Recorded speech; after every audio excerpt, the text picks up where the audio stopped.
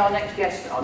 Our first speaker is a chap that I bumped into in March this year. He was speaking at the Professional Speakers Association in London, and I was really taken back by his story and his journey. He's so humble, and the humility that comes from him is incredible. And what he's achieved, as I'm sure he's going to tell us, is quite remarkable. Just by getting people to do such a simple thing, it has a massive, profound effect. So, from chef to social entrepreneur and visionary, founder of Fill the Cup, author, chef, entrepreneur, social innovator, philanthropist, and dad. Please welcome Leon Aarts.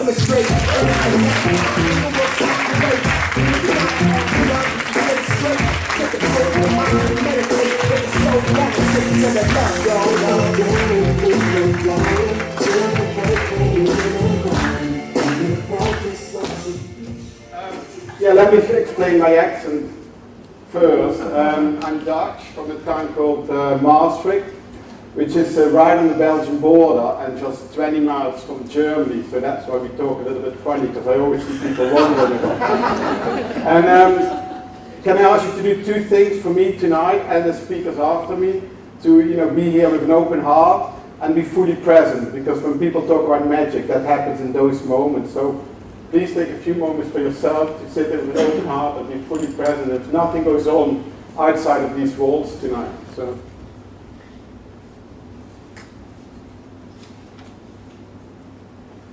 I'm going to talk to you tonight about your inner hunger, because I believe in your inner hunger, your soul's purpose will be revealed. We can be really successful in life, but when we don't fulfill that inner hunger, that question, that little voice in your head will always be there. So when you know your inner hunger, you also know your soul's purpose. Who's ever been in love here? In show of hands? Okay, who wants to be in love? And who's in love right now? Okay. So isn't that just the greatest feeling when you're in love? Isn't it? The sun always shines, everything looks brighter, problems don't seem to exist, or you know what to do in order to get rid of those problems. Whatever you need to do in order to be with your loved one, you get it done. Isn't it? And you have that, that heartbeat in your throat, and that nice, warm, slightly nauseating feeling in your heart. Finding your purpose is exactly the same. When you find your purpose, everything looks brighter, and no matter what, you find a way of getting it done. Problems don't seem to exist, and you actually have that same heartbeat in your throat, and that warm, slightly nauseating feeling in your heart. So who wants to be in love all the time? Great. Every plant and animal has a reason to be here, and that's the only thing they do every day. The only thing plants and animals do is to fulfill their purpose. We are humans, we're the only species who don't do that. We've forgotten. And we focus on what we do, your job, whatever it is. And the reason how that works is that, for example, let me give you an example how plants and animals do. Who knows what bees do? So anyone, what do bees do? They pollinate. Okay, anything else? They make honey. They make honey, yeah, exactly. So what they do is they make honey. But why do they make honey? Why? Why do they do it? No? Sorry? No, why they do is they pollinate. That's what they do. Why they do it is the pollinate. So what they think all day, the only thing they think all day is pollinate, pollinate, pollinate. They don't think for a moment we need to make honey. Honey is a result of the pollination they do all the time.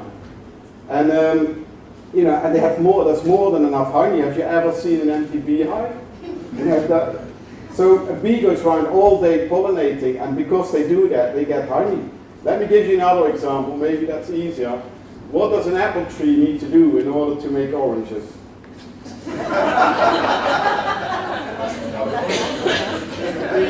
Anyone? It needs to reincarnate. Okay. Anything else? GM. Yes. that's what we do here. So, anyone else? Cross-pollinate. Cross-pollinate? Get a good publicist. No, it can't, can it? An apple tree can't make oranges. And, you know, that's the only thing an apple tree does. It makes apples. And we humans, we're here to make apples. And our parents, our teachers, people around us, ourselves tell us we have to make oranges because, you know, there's no money in apples or whatever. But by making apples, an apple tree does so much more. It makes fruit, it makes oxygen, it lets birds, it just stands there, but it lets birds nestle in its trees, children play in its shade, it supports a whole ecosystem around it. Apple crumble. Apple crumble, yeah. So if we find our own nature, our true nature, and we go back to that, you know, you do your purpose, everything you need is already there for you. Because nature is an ecology, it's based on abundance, there's always enough. Economy, our man-made systems, is based on lack of fear, and that's at the moment what drives us. So who here has sometimes the feeling, is this it? Shouldn't there be more? Whoever has that feeling, you know. Anyone? Okay. And when, because I truly believe that each and every one of you is one step away from changing the world. Each of us is one step away from changing the world. So what would you do if you would be one step away from changing the world? What would, you know, anyone has an idea what you would do? Sorry?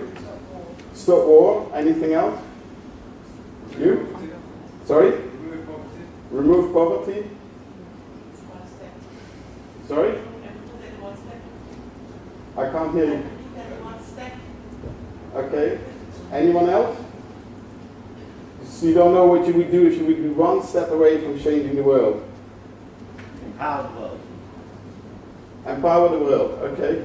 So when you find your purpose, when you actually find out that your whole life, because we are very busy running our life and we don't think we have time, or we don't know, or I don't have a purpose. When you find your purpose, you find out that everything in your life is actually geared up to fulfill your life of your purpose. Everything you learned was there to do that.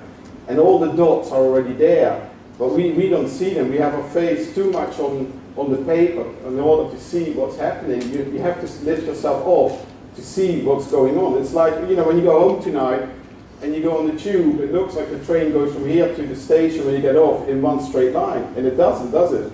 You have to, when you're in it, it feels like it. When you look at the map from a distance, you see that the train actually goes like that. Our life is the same.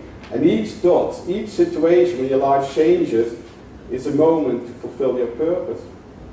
So, let me get some more. Well, you know, who knows what happens in The Alchemist, right at the last page? Who remembers? Who's read The Alchemist? And what happens right at the last page? He finds? Yeah. So the alchemist, the little shepherd in The Alchemist travels the whole wide world to find a pot of gold. And right at the last page, he goes back to the little ruin where he spent all his youth as a little shepherd. And this pot of gold is there, right under the stones where he always sat on. And for me, that's the alchemist's journey. An alchemist searches for the secret recipe to turn that into gold.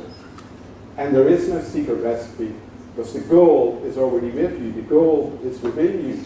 And what he learned, there's more than enough gold. There's always more than enough gold.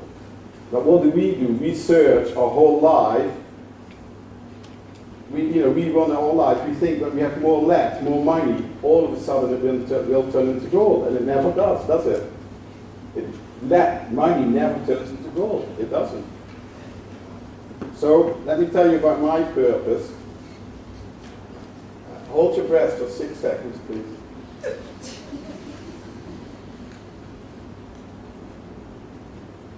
And a child has died. 13,000 children die every day because of malnutrition. That is, here, the area of Houston, 100,000 people would be gone within a week. No one would walk this street just within 1 week. I find it unbelievable that we let other people die or starve around us whilst we have all the solutions. I believe that we are not interconnected anymore. We think it's all right for us to have more whilst others have less. And because, we lost our interconnection with each other. And when I was 7 years old, there was a famine in Africa, and those days, Africa was the other side of the world. We thought, yeah, it still is, but you think you never get there. And and one evening we were having dinner, and my mum said, I didn't want to eat my vegetables. And my mum said, like they do, she said, eat your vegetables, because the children in Africa would be really happy with them. They would eat them. And I remember thinking at that moment, how would these 2 tablespoons of vegetables help these children in Africa? It didn't make sense to me. I thought one day I will do something about it, but now I don't want to eat my vegetables. And anyway, they were overcooked broad beans, and they were only peeled once in a white floury sauce. And in Holland, we call them mangstoos, and that's exactly what they look like. So, no wonder I didn't want to eat them. But this vision came back to me a few years ago when I was on holiday in India with my children, and we did everything: Delhi, Taj Mahal, the Pink City, and then we spent like 5 days in some poor villages with a few social entrepreneurs, see what we could do. And one day I was with my son, who was 7 at the time. We were asked to go in by a lady to get into a house. She wanted to show us, and she was really proud. There was one of these mud huts, not bigger than this. And there was a little pile of food, and we couldn't talk with each other. And I was standing there with my son, who was like this. And she took a little bit of a handful of food and wanted to give it to us. And your first thought is, I'm going to be ill, I can't take this.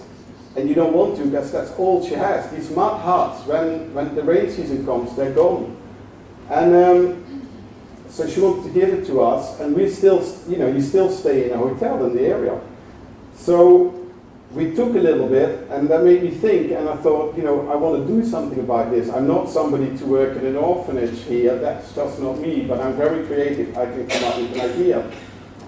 And actually, the first thought I had, when this lady could share that little bit of food which she had with strangers, my first thought was, when I come back to London, I'm never ever going to complain about my life anymore. And then I started thinking, what can I do? So when I came back, I started thinking, what can I do? And I did actually change my life. So I spent a year doing research, how can I help these people? And I wanted to feed children. So I set myself 3 goals. I wanted to do something which was big. By that time I had been a chef, like Mark said, a Michelin star chef. I had a food wholesale company here in London. So I thought, how can I help them? And I wanted to do something bigger, something which had huge impact. Everybody had to be able to take part, and it had to be fully scalable. That were my 3 rules. When I had an idea and it didn't fulfill the 3 rules, I stopped and started again. After about a year, I saw a video, and the video said, here in London alone, we sell more than 3 million meals every day in all our restaurants together. I thought, wow, that was my light bulb moment. I thought, wow, imagine that every time when you buy a meal for yourself or food, you feed a child at the same time. Imagine that we, here in London alone, we could feed 3 million children just like that. Imagine that you give 15 pence extra, and for these 15 pence, a child gets a meal in a school in a developing country. Because the schools are already there. When you feed children in schools, they will actually go to school to get a meal. But the benefit is that they go to school and get an education, because that's the way out of poverty. And parents in Africa, India, they will send them to school to get the meal, because they don't have to worry about it. So I started to set that up, and we launched it in Holland 2 years ago, and we're going to take it global from the beginning of next year, starting here in Holland. And for me, because I said your inner hunger is related to your purpose, and my inner hunger as a child was, being connected. I felt alone. I was lonely. The Fill the Cup, my foundation, is actually not about the 15 pence. It's about, imagine that every time you do something, you give something to someone else, because 15 pence doesn't make a difference for us, but I believe we start thinking different of how we treat each other and actually how we use the world. So, that's what I've set up. And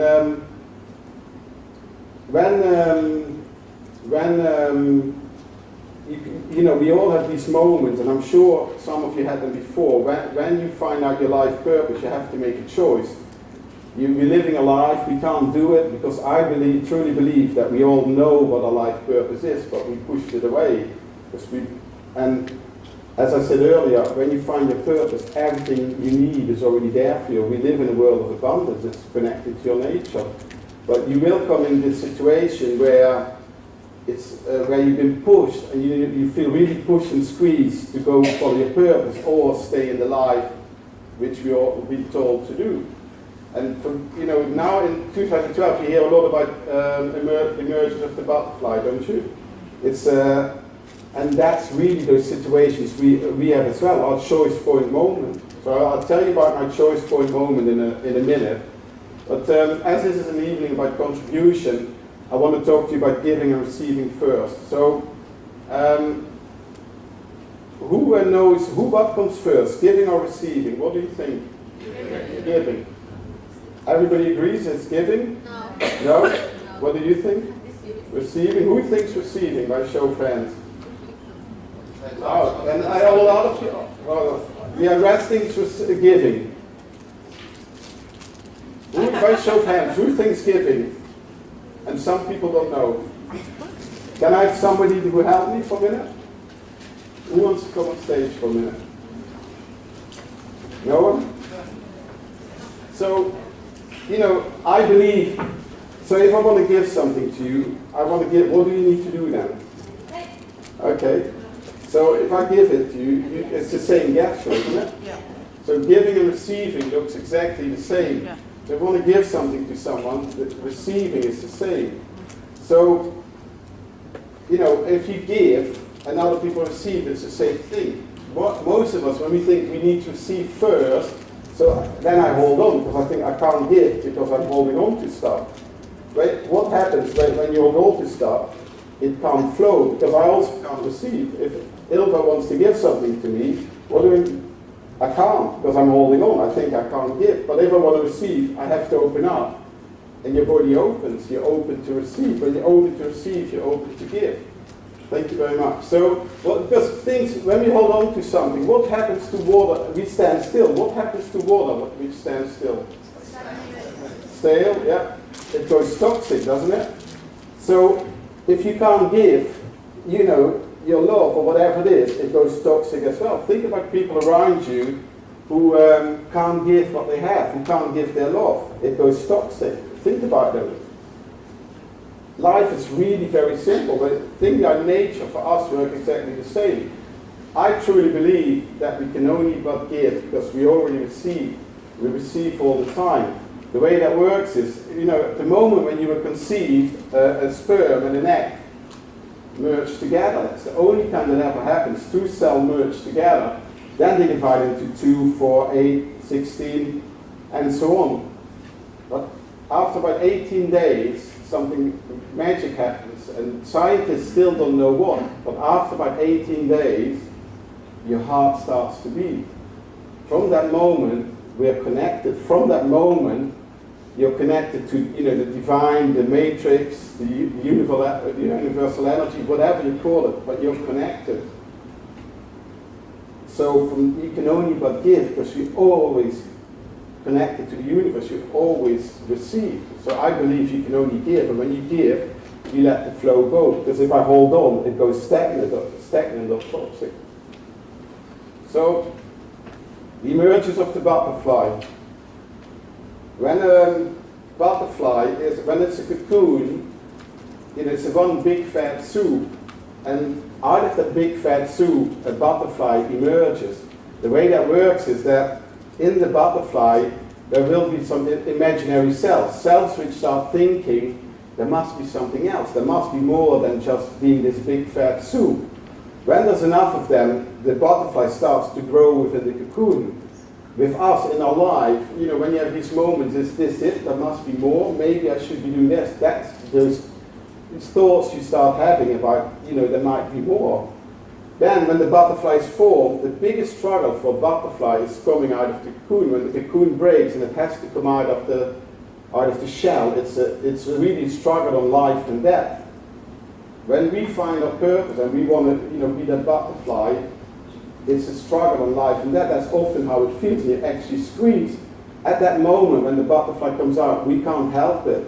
The butterfly can't be helped. When you see a butterfly coming out and you help it, it actually would die. Because it needs all its own energy to spread its wings. By the way, did you know that a butterfly never ever sees its own beauty? Because, its wings are like that. It never ever sees its own beauty. Aren't we people the same? Don't we need to be told by others that our own beauty? So when others tell them, please accept it, because you're not the only one. That others see better who you are and what you do than you do yourself. So my choice point moment, my emergence of the butterfly was 2007. I had been a successful chef and I was running my food wholesale business here in London. And in 2006 I achieved all my goals. You learn in personal development, you set goals for yourself, and I started this business in 2001 with £20,000, and I was selling fine foods to all the top London restaurants. 5 years later, I had 3 goals: be number 1 in our industry. Does it work? Be number 1 in our industry, have 5 vans on the road, and have a purpose-built unit. And that was all done in May 2006, so 5 years later. And at the end of 2006, after a huge investment, we were actually making profit, and my accountant said to me, the value of your business is £3 million, which is quite good with 20,000 investment after almost 6 years. And sometimes when life then starts and everything around you starts to crumble apart, and everything which worked well up to a point all of a sudden doesn't work anymore. And in 2007, in the summer, I went to a big business event in Asia, which I won something, I could go there, and it was one of these events where they really squeeze you, they first break you down and then build you up. It was 12 entrepreneurs, I was one of them, and 7 mentors. And my business, nothing was going what all went well up till that point, and everything was falling apart around me, and I didn't understand it. And at the first evening, we had a dinner, and the organizer comes and stands behind me and puts his hands on my shoulder, and he says to everybody, Leon is already very successful, been a great chef, now he's his business in London, sells from Gordon Ramsay to Jamie Oliver. And I thought, what do you mean? My whole life is falling apart around me, but I couldn't say anything. And all these successful people around me. And then so you go through that week, they really break you down, and then you have to build it up again. During that week, twice they said to me, Leon, tell us your story, because they loved it. From mastering with a funny accent, then a chef, then started business in London. And so I told them my story, but I took that question totally different, because they said, tell us your story again. So I started thinking, who am I? I'm this boy from this little village, and I started to think about all my struggles and who I am and how I felt as a child. And on the way home, on the plane, it was the longest plane flight I ever had. For some reason, it took 34 hours from Asia to come back to London. We had stopovers and changed flights, but it gave me time to think. And I thought, why am I doing this? Why am I, every time, I know I can be very successful, but once I get there, I break it down. Because my struggle was, I wanted to prove myself to be number 1. But when you're almost number 1, then you have to find something else to be number 1 at. So I came home and I started thinking about it. I thought, this is not what I want. This was my choice point moment. I felt squeezed like the butterfly. So I thought about it. I thought, this is not what I want. Why don't I just enjoy life and be happy? I don't have to prove myself. So I came home on a Sunday, and on the Monday, the first thing I did is I rang my accountant and I said, I'm going to stop this business. And that's what we did. 6 weeks later, on the 10th of October, we stopped. And actually, that's the best decision I ever made. Because now I live the life of my purpose. Because my purpose is no one to get hungry, and that's all I do every day. If it doesn't fulfill my purpose, then I don't do it anymore. And so that was before the trip to India, and before we learned. I came up with the idea. So maybe now it's a good time to speak to the person next to you and tell them what you would do. What your purpose is. What would you do? So and then share later. Take about a minute each. Share then how you're going to do that. What you're going to do about it. So share with the person next to you, please. Okay, can I have your attention, please? Can I have your attention?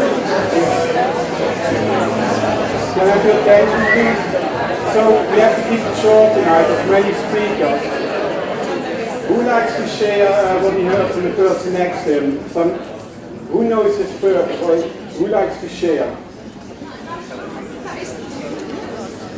Yeah, we have to keep there's many speakers tonight, so I have to keep it a bit short. Who likes to share? Anyone? Yeah? It's funny hearing you speak, because I have wonderful things that you've done, but I've had a very similar life, and that was about 5-6 years ago, I stopped being a professional musician. I was doing quite well at it. I was touring the world. I was doing reasonably well. I had records out in life, and I suddenly came to a realisation that my motivation was in the wrong place. And I've grown up during my life trying to impress other people and prove things to other people. And I suddenly had this realisation that was how I was motivating myself. And actually, I was a real conflict internally, and it wasn't doing any good. And at that point, I then fell apart for a little while, actually, I have to admit. I didn't quite know what to replace it with.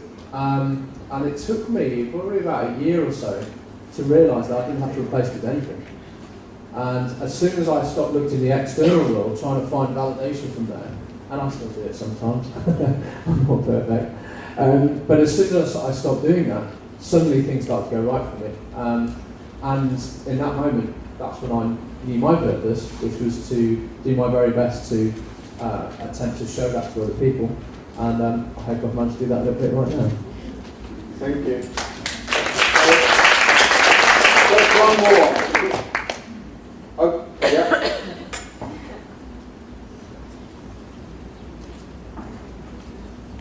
Hi, my name's Ben. I've just always had this ambition to set up, I have a health and wellness centre, and the whole ambition behind that is simply to have people come in and have them leave feeling so much better. That's it.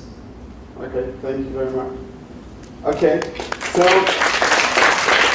I just want to share one little nugget with you, which I didn't do before. So hunger, for me, means longing for. Because, these children, we give them a meal, but we all are hungry for something. Hunger means longing for. And, we all long for something. Love, wealth, connection, food. When you fulfill that hunger, that longing, you come to a place of belonging, a place where you belong. And that's what we're all looking for. So, thank you very much.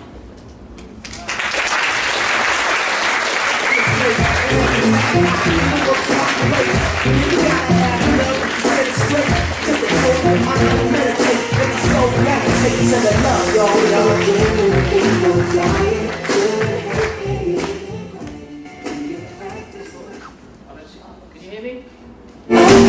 Oh, man. I just love hearing your story.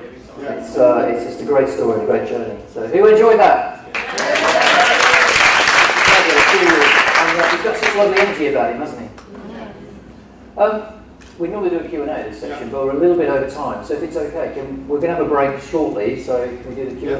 Anybody wants to ask questions, then please, by all means, you've got a table at the back. Yeah. But more importantly now, how can anybody here connect with you if they want to find out more about what you do and how they can Okay. get Well, there's two things. I do an event on the 22nd of December, which is the secret alchemy of who you truly are, and then we go with a few other people really deep into that, who we truly are, and you know that's going to be magical. It's on the 22nd for a reason, you know, the day after 2112.